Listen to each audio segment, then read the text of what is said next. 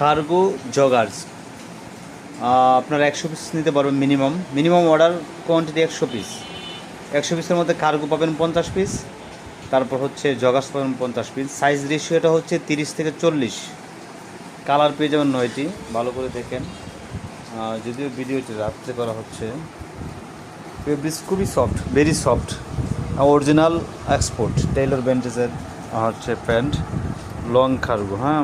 হচ্ছে সম্পূর্ণ গ্যাবার্ডিং, মানে টুল ফেব্রিক্স, সফট।